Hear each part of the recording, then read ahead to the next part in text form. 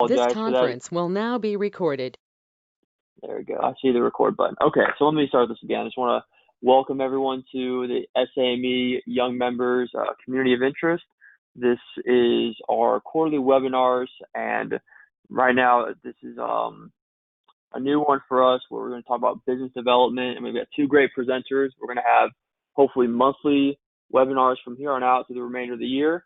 But before I get into our presentation, I'd like to introduce myself. I'm Nick Overby with HDR. I'm the Vice Chair of Programs, and I'm assisted with Elena Soto with Jacobs. And we, again, welcome you guys to our quarterly webinars for SAME Young Members. Just want to again ask everyone to turn off your microphones or please be muted so we don't have any background noise. And as you see on this landing page, we have a monthly call where our chair for young members, Victoria, just goes around to the different vice chairs to get an update, but also just provide an overall update to the community as a whole. So I really encourage everyone, if you want to get more engaged within SAME, to attend these. It's pretty easy just to click that link that you see below, or if you just want to, put on your notepad, it's the second Thursday of every month from 12 to 12:30, and the details are there.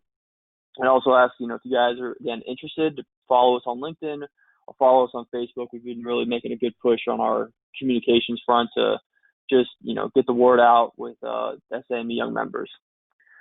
So with that, I'd like just to give a couple of house items on the presentation right now. We will be recording this, as you can see, and if you have any questions, I'm going to ask that you put it into the chat box. I will moderate that at the end of the presentation for Jill and Jillian. And also, if you can send the email address if you would like a PDH credit, this will be certified for PDH credits, and so I want to make sure that anybody who would like one gets one up next week. So with that, again, I'd like to introduce our presenters. The topic is leveraging planning and programming in your business development strategy. So we have Julian Breeden and Jill Schaefer. I'm sorry if I mispronounced that, but we have two very, go ahead. You got it right. I did, okay. I had it kind of pronounced. We have two very experienced people within the federal world. Julian has nearly 2 decades of experience providing planning and programming support to government clients, primarily the DoD. She has supported a large variety of plans, studies, and new construction and renovation projects with values ranging from $50K all the way to $300 million. She's a recognized expert in the military facilities planning, the planning, programming, and budget execution process, and development of military constructions or MILCON projects. She holds a BS in chemical engineering with concentrations in business and green engineering from Virginia Tech. And then we got Jill, who also, is very experienced within the federal world, in particular with federal planning and training and operations. She's a former active duty Air Force civil engineering officer and has served as an engineer, programmer, designer, and author for over 200 area development plans and associated studies for pretty much all federal clients worldwide. She co-authored the UFC 2-100-01, the Installation Master Planning, and was instrumental in the creation of the first ever UFC-compliant master plans for the Army, Air Force, and Marine Corps. Jill also holds a Bachelor of Science in Engineering from Duke University and an MBA from Emory University. So without further ado, I'd like to turn over the floor to our two guest speakers. Thank you so much, Nick. We really appreciate the introduction. And this will be easy or hard depending on keeping track of a Jill and a Jillian. So we're excited to be with you today. Jillian and I are really going to talk kind of an overview about how you can leverage planning and programming in your business development strategy. So what can you learn about how installations are approaching planning, programming projects that are going to then help, in terms of thinking about things that might be coming down the pipeline. So before we get started, we'd love to hear just kind of from the audience. I see some familiar faces here. We're excited to have the chance to speak with all of you. But if you could just kind of put in the chat A, B, C, or D, what your role is. So are you coming at this presentation from a business development marketing perspective, more of a technical perspective, both, or if there's an other something else?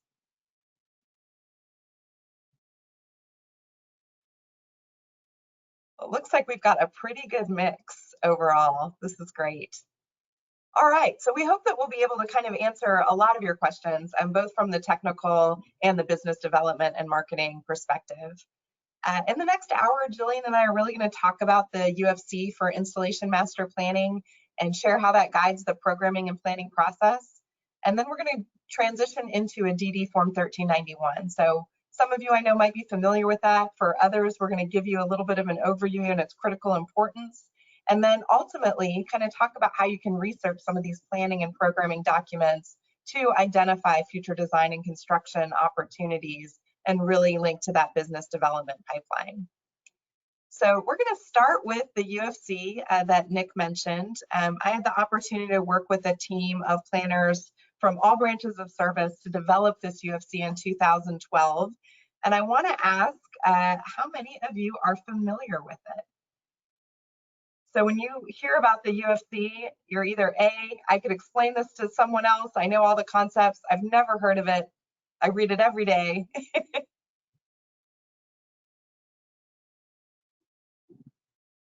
All right, so a lot of B's and C's in terms of have read it, have heard of it, but at least familiar with it overall.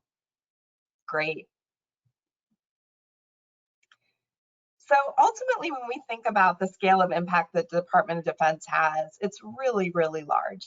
When you think about the land holdings, the billions of square yards of pavement, installations and sites, anything that we do in terms of planning and programming for the DoD and for the federal community really has a giant ripple effect. So imagine, being able to figure out some way to save, 1% in energy across buildings throughout the DoD. That would have a huge impact on efficiency and cost savings.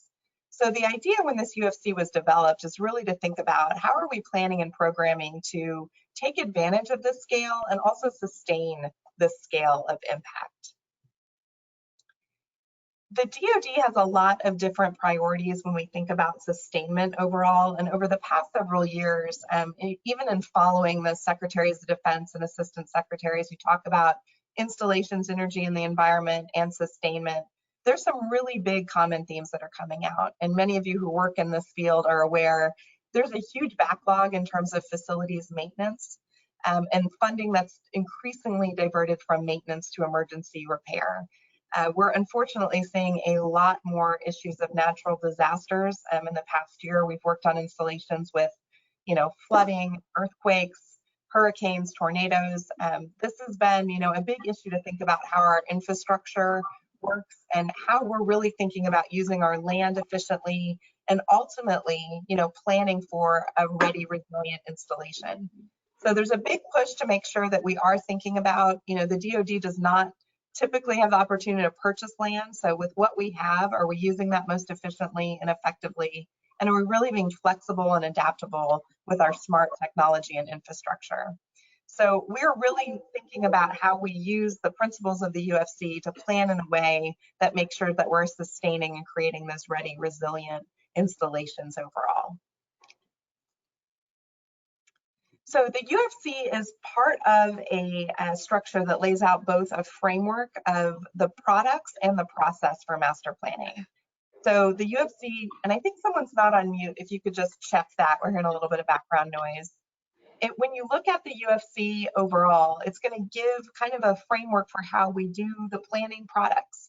So a vision plan, a long range component, capital investment strategy, all of this is done ideally before the programming starts. And you'll see one of the principles I talk about in a minute is about how we want to have a plan so that when we program facilities, they're part of an installation compliant master plan with the UFC overall.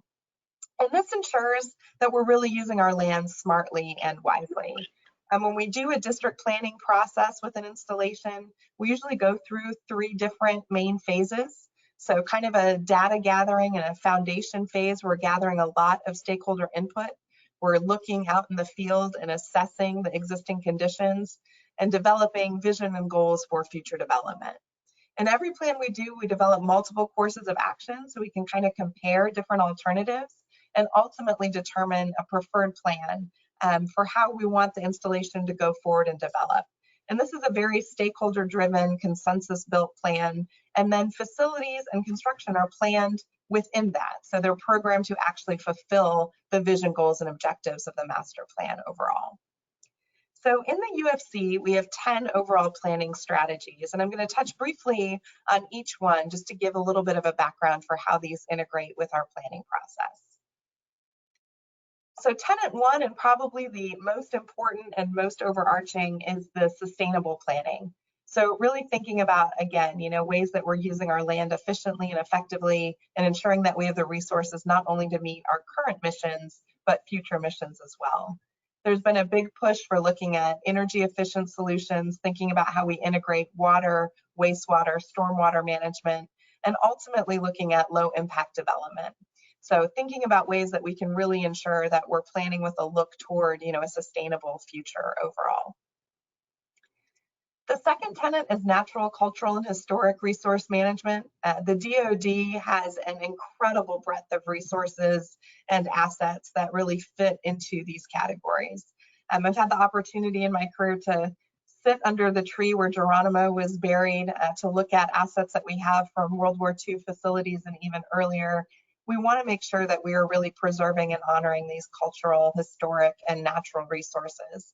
So in every plan we do, we're looking at some of those constraints and opportunities and ways to establish land buffers, make sure that we're not encroaching on wetlands, and mitigating and offsetting some of the future development. Healthy community planning is a tenet that has gotten even more and more prominence in the past several years. We think of this pretty broadly as not only physical health, but social, emotional, and mental health as well. So thinking about ways in our planning process that we can encourage and support physical activity and gathering and social interaction. So in all of our plans, we're really looking, and this links with the principle of network planning, for how we're kind of creating those paths and those spaces for people to have that sense of community. My dad was in the Army for a career, and I grew up on a military installation. And a lot of people that have had military experience, or those of you who are currently active duty now, there's a huge sense of camaraderie that comes from serving at an installation. And so we want to think about in our plans how we're looking at ways to really foster those opportunities with our physical space. And that can be connected trails or sports and recreation fields or great places for people to sit outside and have lunch together. Here's an example of the type of space that, we ideally like to design and plan for, kind of that combined open space where people can use for a variety of functions that could be used for meetings or different times to just have people go out and get together for lunch. Unfortunately, in a lot of places, this is more of what we see. So you get kind of the good and the bad there. And what we're trying to do is think about, if we're going to spend money, why don't we make it an attractive, comfortable, and convenient place for people to go? Not a picnic table in the middle of a parking lot, but really thinking about ways to promote that healthy community planning. The fourth criteria is around defensible planning. Obviously, our people are our most important and protected asset, and this goes very closely with the UFC on anti-terrorism force protection.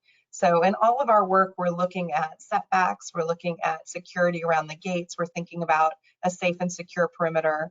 But there are also some things we can do in the planning process. We're really thinking about ways that we can promote crime prevention through environmental design. So in many cases, people who are looking to commit a crime don't want to be visible. So we're trying to create spaces where people can see what's going on. So in our planning, creating these common spaces in these courtyards not only promote healthy community planning, but also create opportunities, to reduce crime and increase, the defense of our people. So we're looking for ways that we can have natural surveillance, we're clustering facilities, and kind of activating spaces where people are walking and have their eyes on the street more often. When we do this in practice on installations, there are ways that we can think about really making sure that we're fulfilling, the setbacks that we need to do, but also saving that land for future development.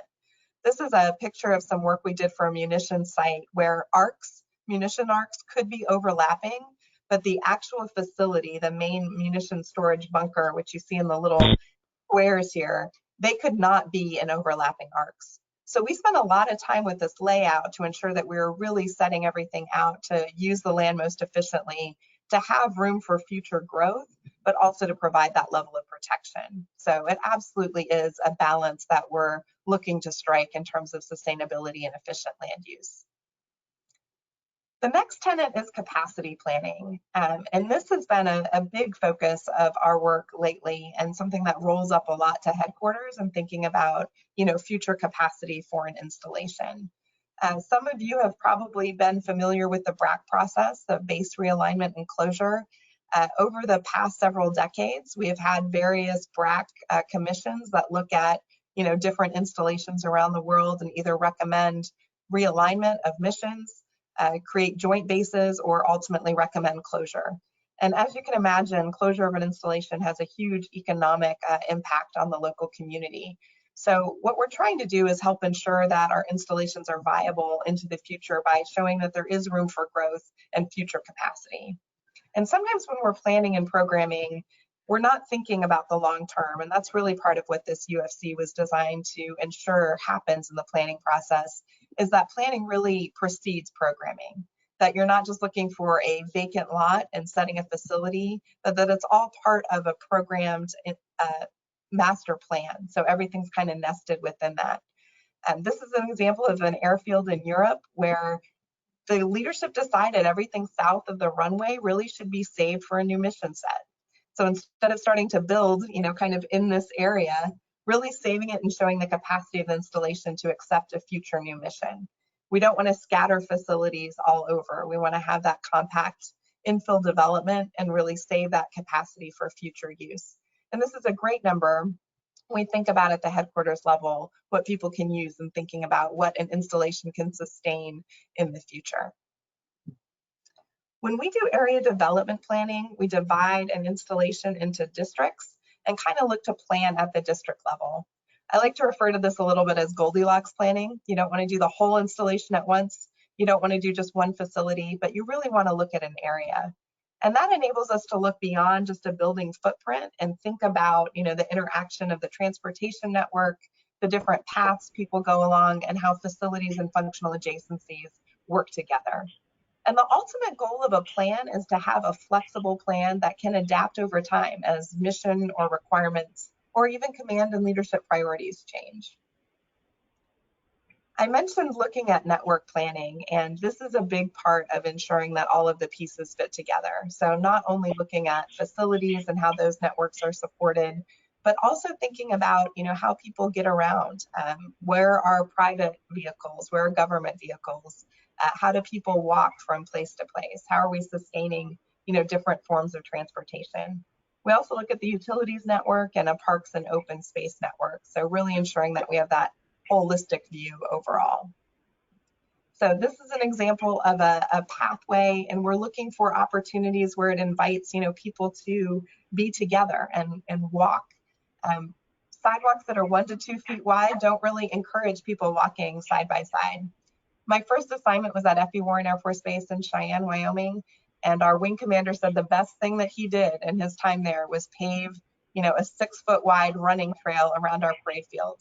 And everyone used that. It's how a lot of people went out for exercise, or parents pushing strollers had a chance to really interact with the community and kind of support that healthy community planning and that social interaction as well.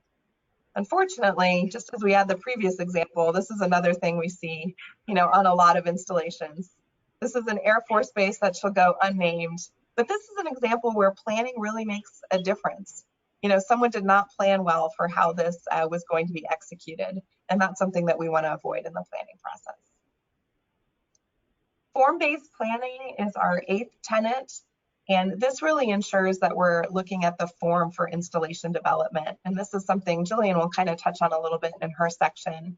When we're doing an installation development plan, we're kind of color coding areas to think about what types of facilities and uses would be appropriate in them. So when we know that there's a new project coming, we're not just looking at the entire installation, we're really thinking about where something should be sited, in accordance with what's going to make sense in the form of the area. In form-based planning, and many of you I know are familiar with form-based codes, we can really look at build-to lines and think about what we're trying to activate overall. And this is really important in the programming process, to be able to give someone a plan that shows this is where he intended parking to be, this is where he intended a building to front, this is our future development where we want to have, you know, two entrances facing each other over time. So this becomes a really useful strategy to ensure that we're really programming and planning for the ideal vision of the installation. This is a good example of form, or an anti-example of form-based planning that didn't work so well. This is the airfield I showed earlier. And as you can see, this is an airfield area in an airfield district. Unfortunately, this land was never really reserved for future mission functions. And so a CDC, a Child Development Center, was sited kind of in this prime flight line real estate. And this is housing right here. So it wasn't a horrible idea in terms of adjacency to housing in a community function. But ideally in a plan, we would look at, you know, future mission development and sort of reserve that land, you know, and kind of ensure that in the future, anything that's sited is really going to be mission compatible. And then maybe look at this area for the community siting in the future. So that's kind of an example of where a good form-based code would prevent, you know, what I like to call a 50-year planning mistake, where you have a facility that you're not going to be able to demolish and is going to be in the way of future growth and development that might better support the mission. The last two tenets I'll touch on quickly, facility standardization and plan-based programming. The military does have many standard designs that we can use to ensure that we're supporting service-developed standard area requirements. The planning and programming process is very different in the military as it might be in a civilian process. So really thinking about ensuring that requirements are driving our planning, because ultimately that's going to make a big difference, you know, in the programming process. And Jillian will talk a little bit more in detail about that. And then ultimately, we really want to make sure, as I've mentioned several times, that we're actually promoting facilities and projects that fulfill that master planning vision. So when we think about this thread, you know, overall in terms of business development, a good plan is where everything starts. You know, we have a vision and goals and objectives for future development. We've identified different facilities, and then they're going to be programmed for future design and construction. And that cannot be accomplished correctly, efficiently, and effectively in the absence of a master plan. So those 10 tenets really guide the overall installation planning process. And we like to actually activate these through a very interactive charrette functions. So ideally, these are all, as you can probably imagine, pre-COVID pictures. I know I kind of jump back when I see how closely everyone's sitting together. But the process of the planning is really to get all the experts and stakeholders in the room to kind of talk through those alternatives, to talk through the vision for future development, to think about the ways ultimately that we're going to fulfill, you know, a future planning vision and identify those projects that we do need to program to be able to do that. And at the end of a charrette, we're coming up with a plan. And a plan is ultimately, at the end of the day, a drawing to scale that shows the relationship between elements. So it gives us a sense of what's existing, what we're proposing, and a phased approach for how we would get there. So we're identifying, you know, different projects, and we're talking about the capacity for them. And this is really what drives, you know, the programming process, because we're going to phase all of those projects and look at what could happen in the short, medium, or long term, how they're going to fulfill our goals overall. And this leads the team into thinking about how they can program those projects for eventual execution. So Eddie, I'd like to ask you to turn the presentation over to Jillian. And remind everyone while we're transitioning, if you have questions, please put them in the chat so that we can get back to those at the end of the presentation.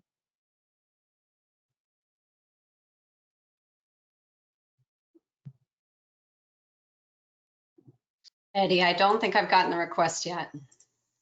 Oh, here we go. Good job. Let's see.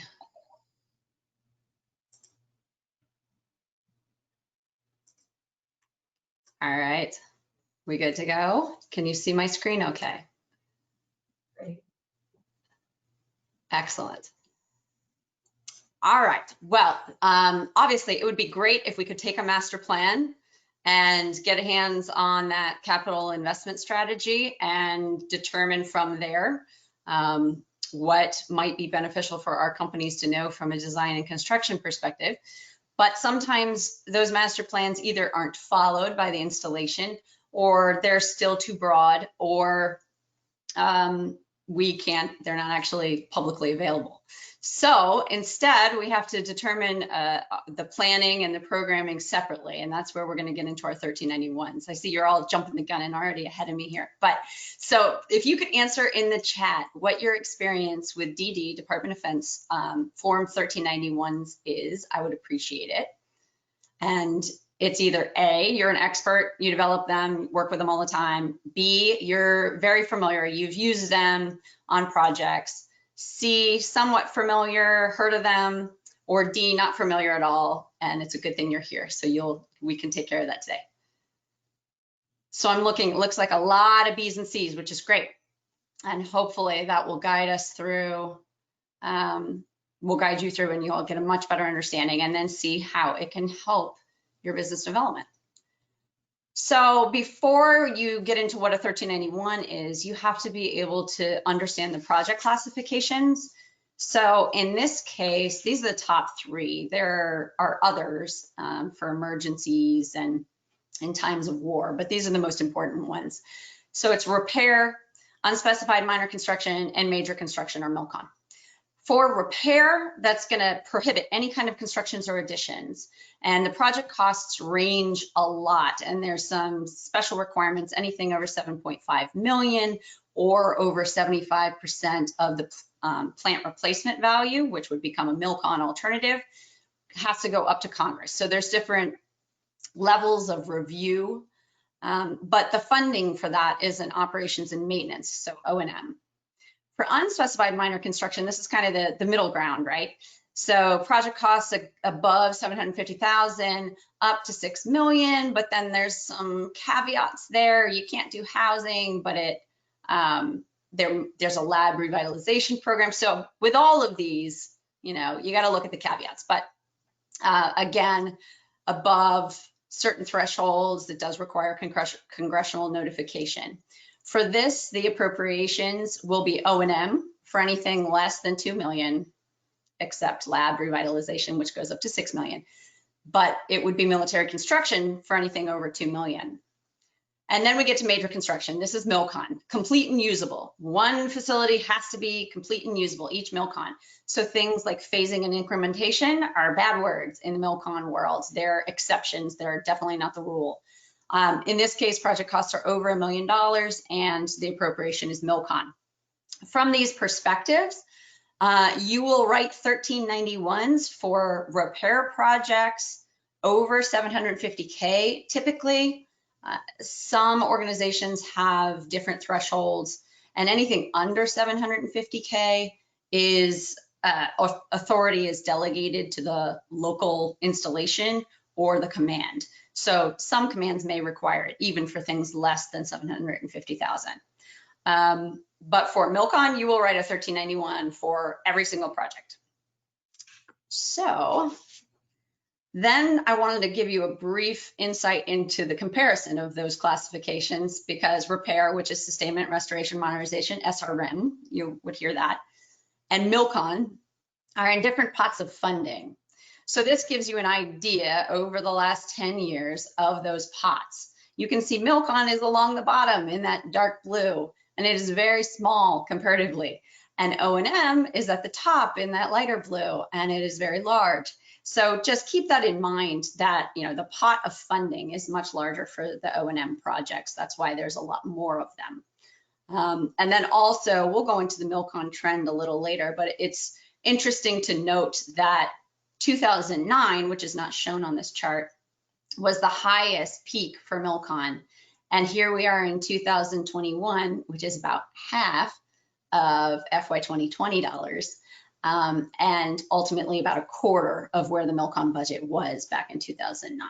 So keeping that in perspective. So here is an example of a 1391 and what it is.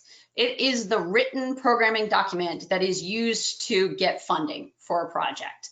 And as I mentioned, all MILCON projects have them. Some SRM projects have them, depending on threshold. It ultimately becomes part of the annual presidential budget requests. So as you can see, well, I'll show you in a moment. It takes something that the planners like me, you know, it's a 25-page document with hundreds of pages of supporting documentation. And ultimately, when it goes into that presidential budget for consideration, it gets boiled down to a 5-page summary. So a whole lot of work for a tiny little document that gets reviewed. And then once it is reviewed by Congress, it is enacted into law as part of the Defense Authorization Act. And at the bottom of this example front page of a 1391, you can see that it gets that huge statement at the bottom that says it's enacted into law.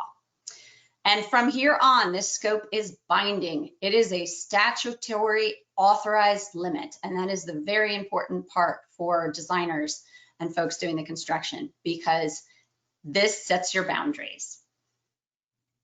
There is some flexibility if bids come in higher, then they can try to go back for getting more money and try to reprogram. It's not a fun process, but there's flexibility there. But if a project has not been authorized, there's no way it can happen. And then if scope or if the construction cost bids come in low, you can't add scope. The scope is the part that's authorized. So that money would just go back into the MILCON pot. All right, so what's in a MILCON? This is the quick, summary of it. You give the location of the project, the title, the type of building. So are you building a pier, a runway, a training center, those sorts of things.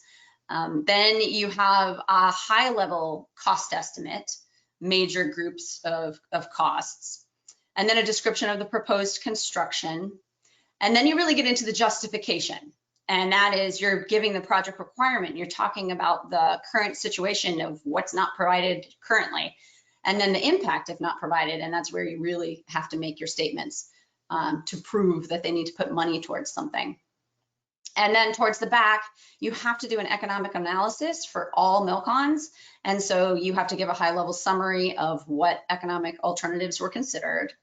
And then you'll identify acquisition method and a high-level summary of the design, construction, and equipment schedule, as well as more detailed costs, a budget estimate summary sheet. And then, as I mentioned, all of the supporting documentation, which will include the initial planning documents, the requirements documents, the demolition information, if that's being included, photographs of existing conditions, all of the site plans and site studies and engineering studies. So huge, and cost backup, and hopefully also endorsements from other stakeholders that you would want to encourage your project. That's a big thing. So huge amounts of backup data that go into what we call the DD 1391 package, which I like to call it the package part, just to understand that it's not one document. It's a huge amount of information that feeds that document.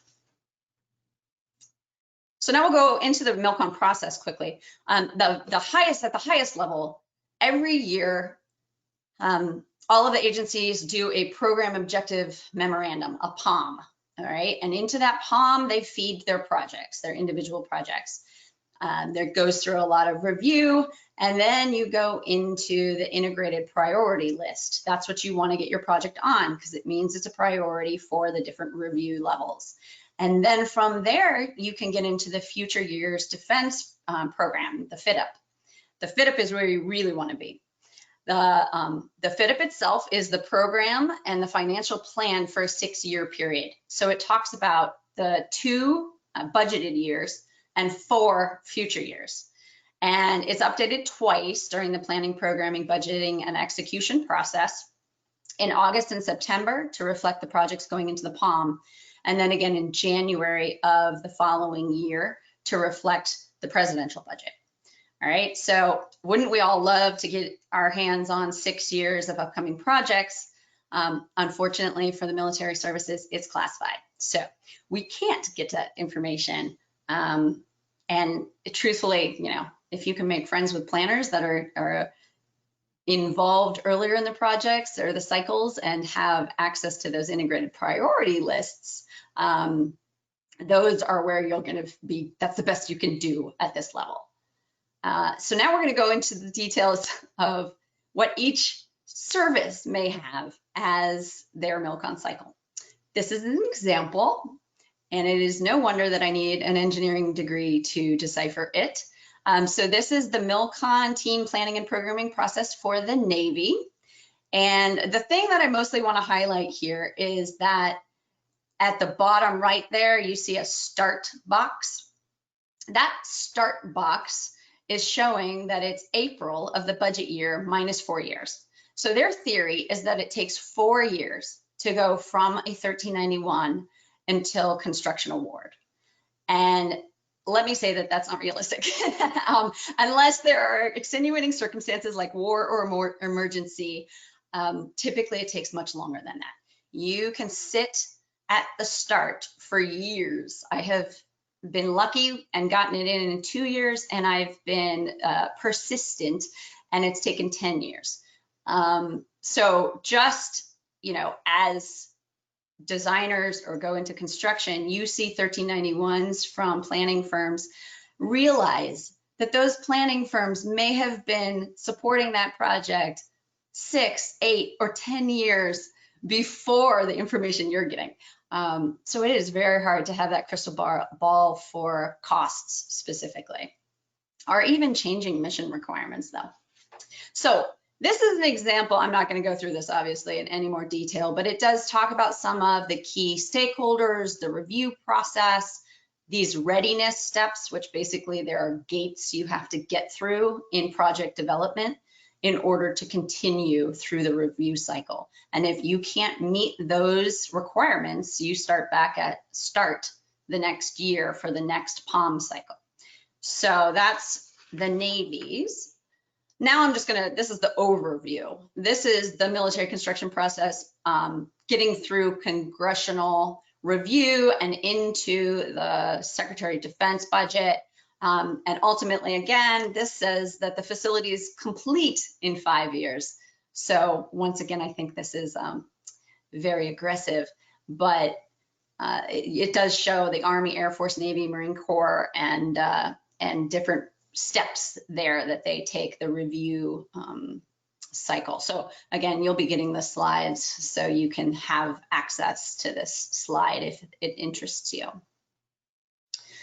Once the project is looking good and it goes to Congress for review, authorization, and approval, there's actually 4 committees that review each project. Fortunately, at that point, usually 80 or 90% of the MILCONs go through without any changes or deletions. And then, but ultimately authorizations aren't final until enacted into law and signed by the president. At that point, at that fiscal year, funds are available for 5 years. So you pretty much have to complete your MILCON project in 5 years for construction. This also authorizes planning and design for the next 2 years. So the presidential budget is useful for that. It kind of gives you a hint what may be coming up. Projects cannot begin without authorization, which is tricky because in years where there's continuing resolutions, obviously the budget is not finalized until sometimes much later, and that means the award period for, or the, a shortened award period. You have a shortened award period, so they have to really jump on things. And then, as I mentioned before, a MILCON can be authorized, meaning the scope is authorized, even if funding is not allocated in that year. All right, now we're gonna get to the real reason, the tips and tricks of, we've introduced the planning part, we've introduced the programming part, and introduced the budget and execution cycle and how it works. But how does that help you with your business development efforts and identifying future opportunities? So first, another question, so get ready in your chat. I want to know if your firms have documented, keyword, federal business development strategies. And so the answers are A, yes, and we use it all the time. B, yes, but we don't use it. C, well, it's not really documented, but we have a general idea. D, no, we don't have one. And E, I have no idea, not really sure. So we'll take a second here. This is so interesting. So I'm seeing a lot of A's, which is awesome. That's wonderful. And then I'm seeing a lot of E's. So the best part is when you can answer A, and even if you're not in business development and marketing side of the house, you at least know that your company has a business development strategy and you have access to it, or you know about it, or you know where to see it, right? I'm a seller doer, have been my whole career. So I live on both sides of that, being the technical folks, but also needing to keep my finger on the pulse of the business development side and knowing the strategy. So really happy with how many A's I got there though. So the reason I ask is because some of the information I'm about to share with you, and I'm not going to be going into the information in a lot of detail because it's a lot to, process, but it may be like drinking from a firehouse. So it's best if you know your business development strategy or you're using this type of information I'm going to be sharing in order to build your business development strategy. So for those of you who are at that lower end there, the D's and E's, this can help you if you would like to develop a business strategy. So again, we're focusing on DoD here specifically though. Before we begin, you want to know your agencies, you want to know which agencies you're targeting, you want to know your project types, where you really have strengths or as a growth, a stretch area for you, or locations, because that's how you want to sort and filter the information, or else obviously the entire DoD is a lot to digest. And then if you have this level of understanding of your strategy, you won't see other things and go down rabbit holes and shiny objects. You can stay focused. So that's my disclaimer up front. I also want to say that, knowing the limitations of the information that I'm about to provide, master plans are a good place to start if you can get those for your target locations. But you might not have all of the information for those. Then SRM is going to be the next level that's maybe a little harder to get information on just because they are awarded more locally. But MILCON, obviously, there's going to be a lot of information, but it's almost sometimes too late. So this is very advantageous for construction firms. For design firms, you're just hoping you have an IDIQ contract and it's going to come to you.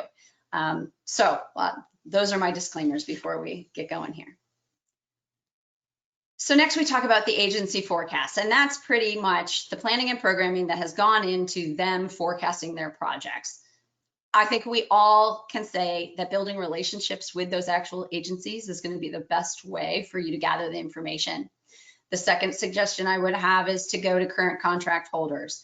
If you have capabilities that would assist the certain agency or organization, talk to those current contract holders and they may be able to add you onto their teams. And the next things, if you're trying to gain knowledge, would be to make sure you have searches in beta.sam, or you know all the websites for the agencies you want to target, and then you're looking for their industry days, because many of them have that. And then I got to give the plug to SAME. SAME is amazing at hosting events with the agencies we want to target. And then also, if you can't make those events, they post the past presentations. A lot of the posts do, at least. So in this example, I pulled up the Mid-Maryland post, and they have this wonderful presentations and webinars section. And here I have circled that they had all these different agencies, GSA and Army Corps. And in the next slide, if I went into that presentation for Army Corps, this is some of the information that was shared. So these are the levels of details that you may not be able to find elsewhere. sharing the task order contract opportunities and the standalone construction opportunities coming up. So first and foremost, hear it from the horse's mouth, go to your agencies. Next, if you need, here's my little tip and trick for if you're trying to search things, search your agency that you're targeting, then workload projection. Very often they have websites where they will give the workload projections.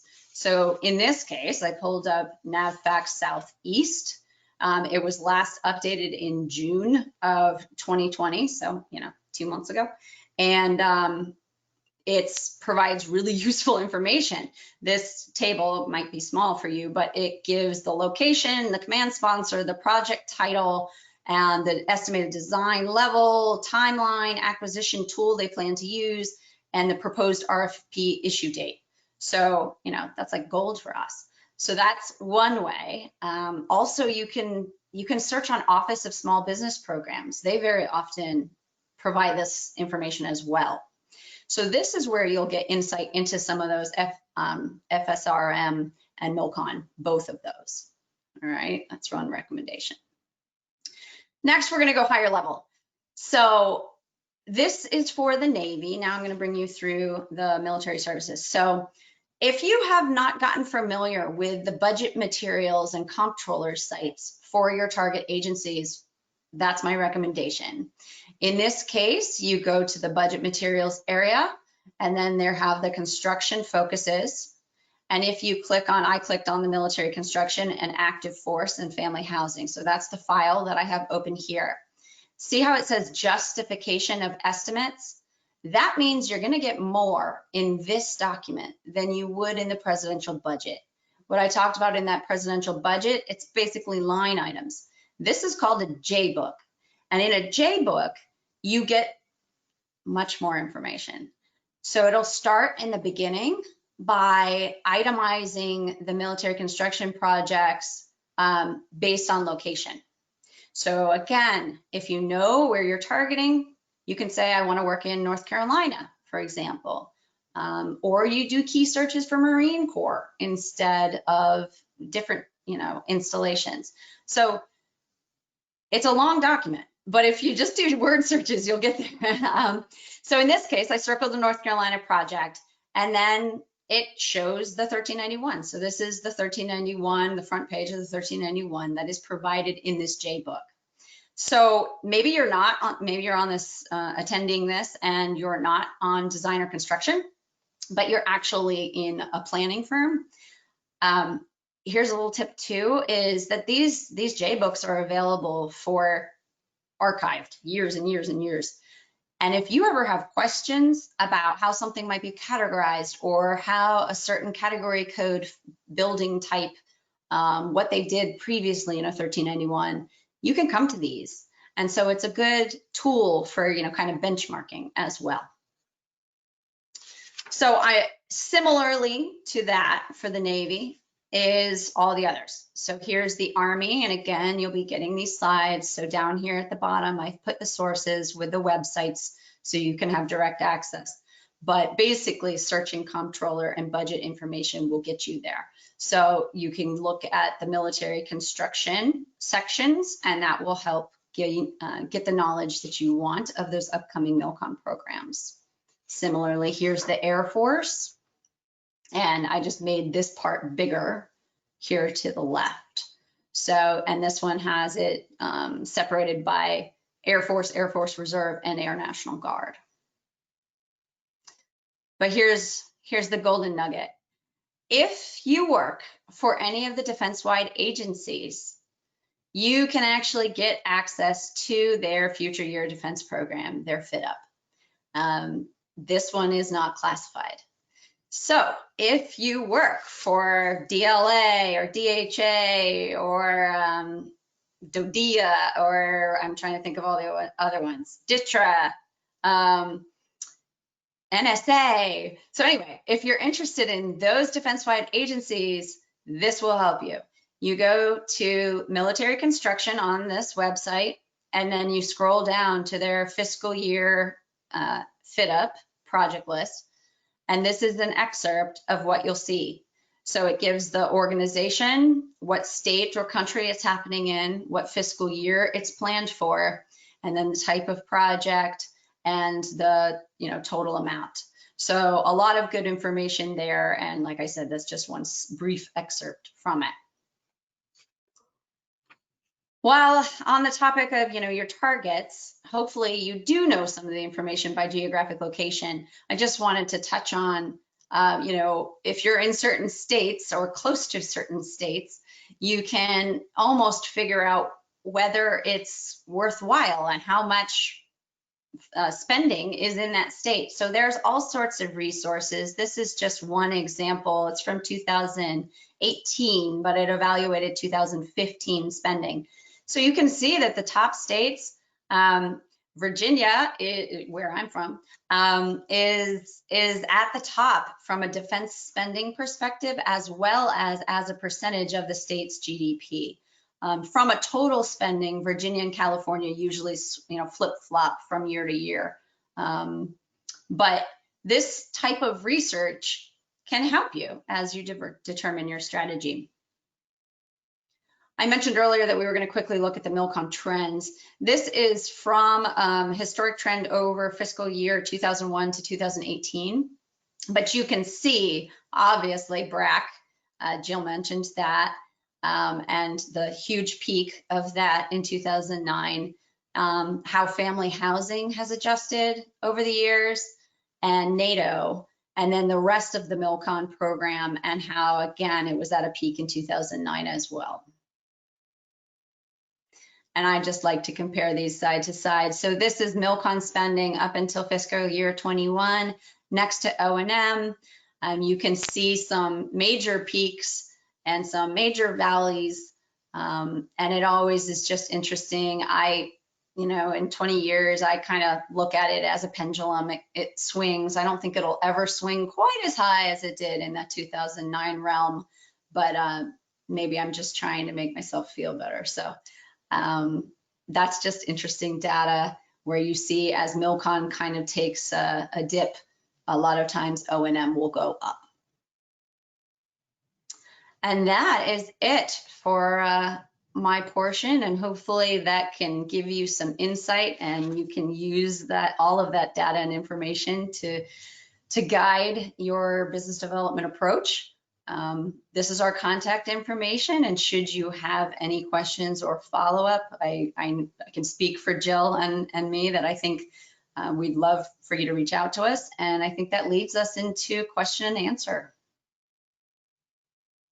Great, thanks, Jill and Jill. And we've had quite a few questions, sent directly to myself, and then maybe Eddie too, and then I saw in the chat box. So I think I've got like almost 11 or 12 questions. So with only 5 minutes left, Jill, I think what I'm going to propose is that I will provide you guys a list of all of these questions, and if you can give us a response. I have everyone's email address on this call, and we had a great turnout, so I just want to thank everybody who did spend time today to dial into this. We'll make sure that all the questions get addressed and everyone gets a copy of that. So what I'd like to ask is, for Jill and Jillian, can you just give, a 2-minute each, just kind of, a takeaway or a leave behind of this presentation, something you want the young members to remember from this presentation? Sure, Nick, happy to do that. And we're obviously both happy to answer questions in the group setting and then also for follow-up.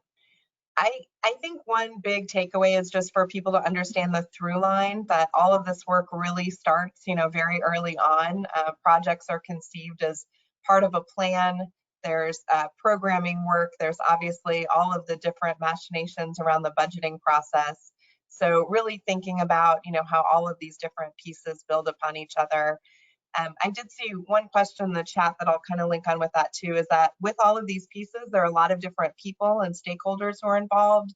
And it's really important to build those relationships, nurture those relationships, and make sure that you're really taking advantage of getting the expertise of the people at the installation who really are aware of some of the issues that are happening. So we always try and include the more the merrier in our planning process, and really think about ways that we can reach out to public and private partners, to folks like AFES and DECA, MWR, community members, families who live in family housing, as well as mission partners. So really getting people engaged early and often, and then thinking about, how you shepherd, this work throughout the process, because it is a long game.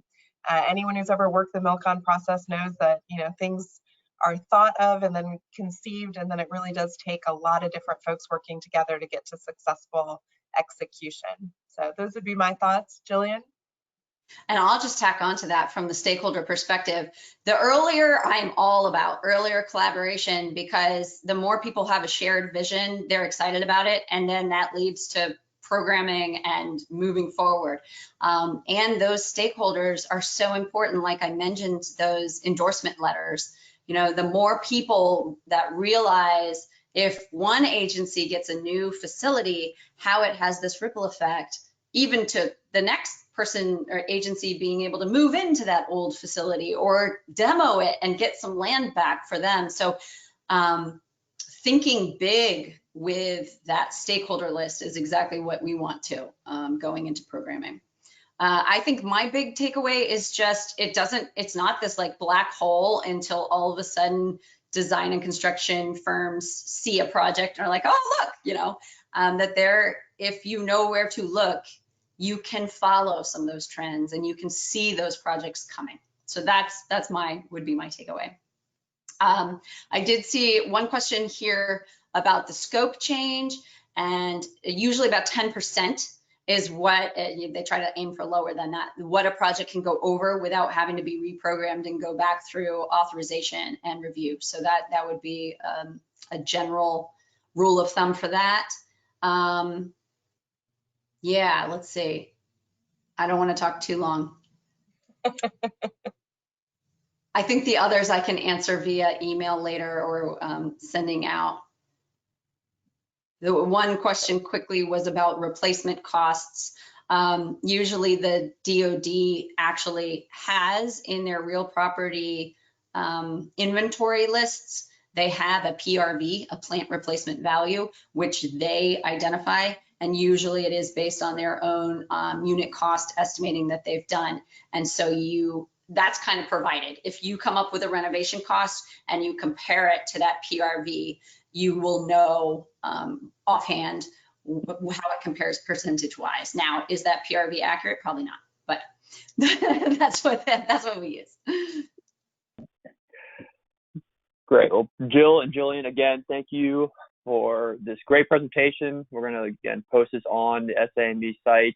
I will be providing you a list of all the questions that I received, and hopefully that way you guys have a chance to answer it. We'll get it back to the community, and everyone, they have their email address up. Feel free to give them a contact or get in contact with them with any other questions you might have. So again, I want to be respectful of everyone's time. So thank you guys all. And I look forward to the next presentation for the SAME young members.